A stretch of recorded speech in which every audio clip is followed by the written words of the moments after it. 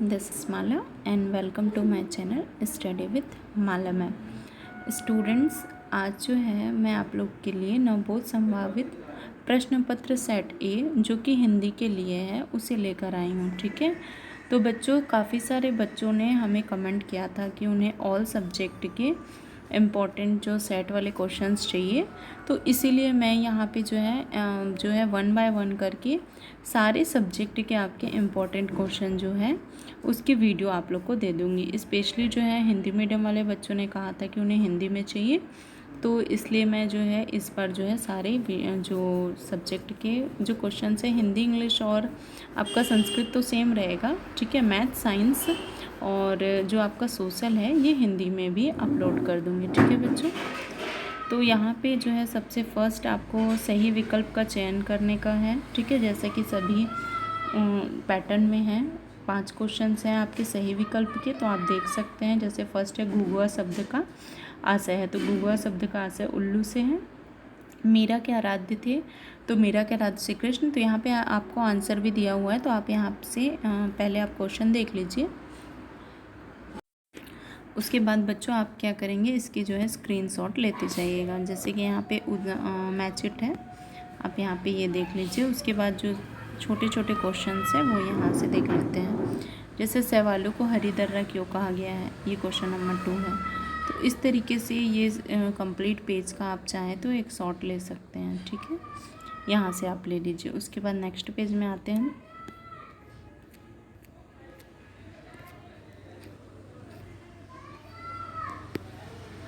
तो यहाँ पे है क्वेश्चन आंसर है। ठीक है, यहाँ से आप देख लीजिए।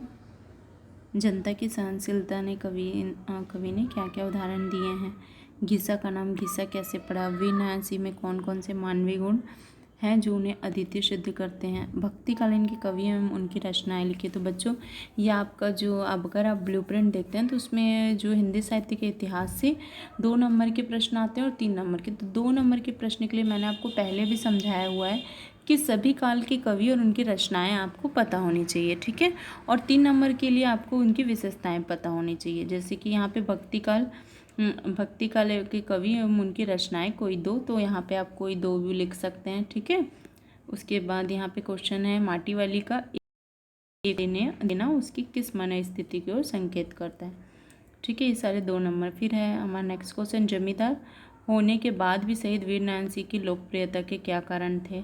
ठीक है, तो यहाँ पे पॉइंट्स दिए गए। रीतिकाल की विशेषताएं, तो ये 3 नंबर में आपका रीतिकाल का परिचय एवं विशेषताएं दिया हो। तो पहले आप रीतिकाल को बताएंगे कि कौन से संवत से कौन से संवत तक रीतिकाल रहा है। ठीक है, उसे रीतिकाल क्यों कहा जाता है ये बताएंगे। उसके बाद आपको क्या करना है, परिचय में आप पहले आप परिचय दोगे, उसके बाद आप इनकी विशेषताएँ जो हैं बताओगे। ठीक है, तो इनकी विशेषताएँ जो है वो यहाँ पे अगले पेज में यहाँ पे दी हुई हैं। ठीक है, इस काल में राजश्रय में रहकर काव्य रचना की, श्रृंगार रस की प्रधानता थी। ठीक है, काव्य में दोहा तथा कविताओं की, सवय ग्रंथ की प्रधानता, ये सारे हैं रीतिकाल की। उसके बाद बच्चों क्वेश्चन नंबर 10वां है कि आपके हिसाब से कौन कौन से काम गलत है जिन्हें हमें नहीं करने चाहिए।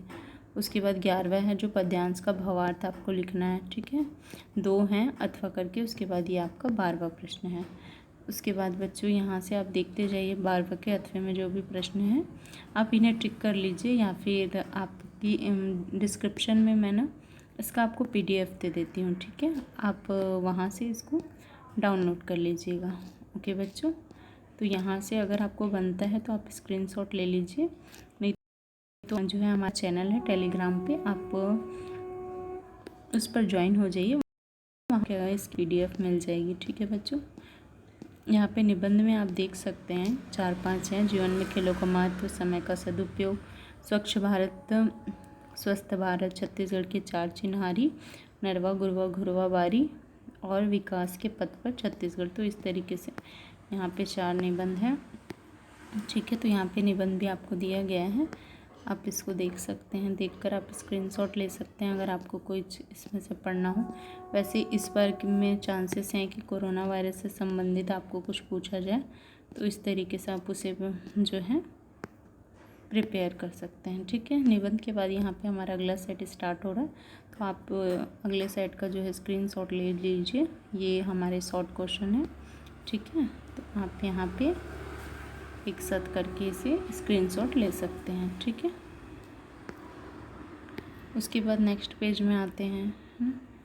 नेक्स्ट पेज में जो भी क्वेश्चंस हैं, ठीक है, क्वेश्चन आंसर हैं, उनका भी आपको स्क्रीनशॉट लेते जाना है, क्योंकि वीडियो की लेंथ लंबी हो जाएगी अगर मैं एक एक को आपको रीड करके बताऊं, इसलिए आप एक एक क्वेश्चन को देख लीजिए, या तो आप क्वेश्चंस अपने बुक में टिक कर लीजिए। ठीक है, या एक बार आप इससे रिवाइज कर सकते हैं, ऐसा भी हो सकता है।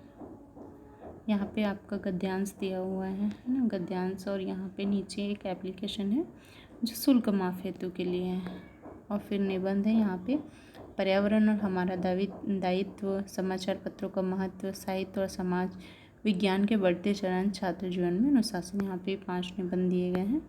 तो निबंध जो है, निबंध तो आप अपने अकॉर्डिंग भी लिख सकते हैं। ठीक है, निबंध के आपके पॉइंट जो है वो अच्छे होने चाहिए, अच्छे मतलब क्लियर होने चाहिए। ठीक है, पॉइंट आपको अच्छे से पढ़ के जाना चाहिए सारे निबंध का। यहाँ पे सेट सी देख लेते हैं। ठीक है, यहाँ पे ऑब्जेक्टिव टाइप है, 5 ऑब्जेक्टिव टाइप है, ये आप देख लीजिए। उसके बाद ये फिलअप है यहाँ पे, और यहाँ पे मैच इट है, तो ये दोनों आप पहले देख लीजिए। फिर क्वेश्चन आंसर जो है वो नीचे गिवन है, तो यहाँ से आप देखते जाइए, है ना। क्वेश्चन नंबर 6 में भी देख सकते हैं, हिंदी साहित्य के इतिहास से रिलेटेड क्वेश्चन है, यहाँ पे प्रगतिवाद की विशेषताएं एवं कवि के नाम पूछा गया है। ठीक है, प्रगतिवाद,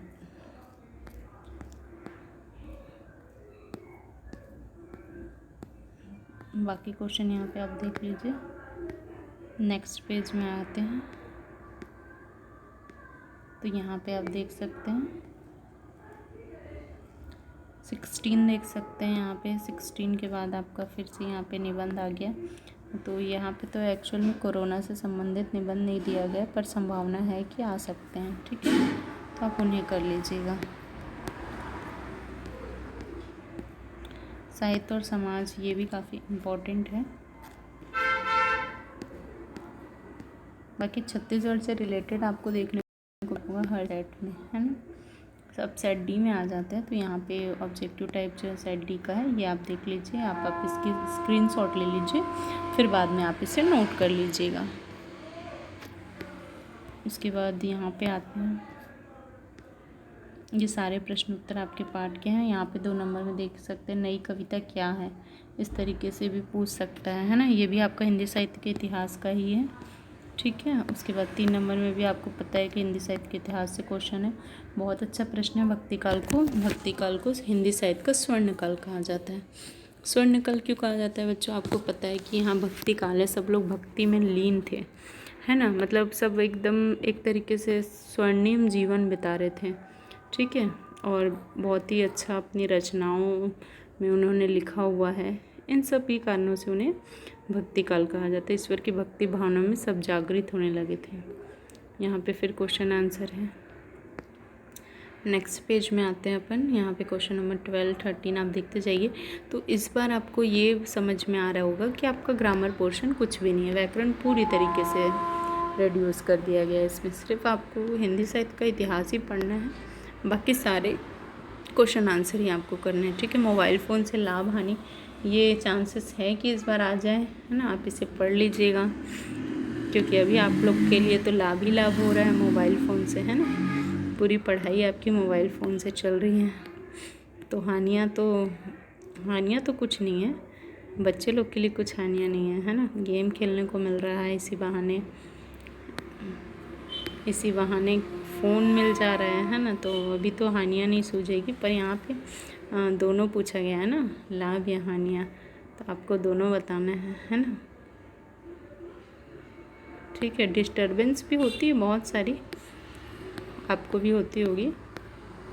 तो इस तरीके से हमारा ये 28 पेज का PDF था। ठीक है, वो ख़त्म हो रहा है। इसमें आपका ऐसे जो है वो काफ़ी स्पेस लिया हुआ था, तो यहाँ पे ये लास्ट जो है आपका ऐसे जो है यहाँ पे फिनिश हो रहा है। ठीक है बच्चों, तो ये सारे क्वेश्चन जो है अगर आप एक बार देख भी लेते हैं तो आपको याद रहेंगे और आप इन्हें अच्छे से कर पाओगे। ठीक है, तो उम्मीद करते हैं कि आपको जो है ये वीडियो पसंद आया होगा। ठीक है बच्चों, आप इसे अपने फ्रेंड के साथ शेयर कीजिएगा। Have a nice day. Thank you.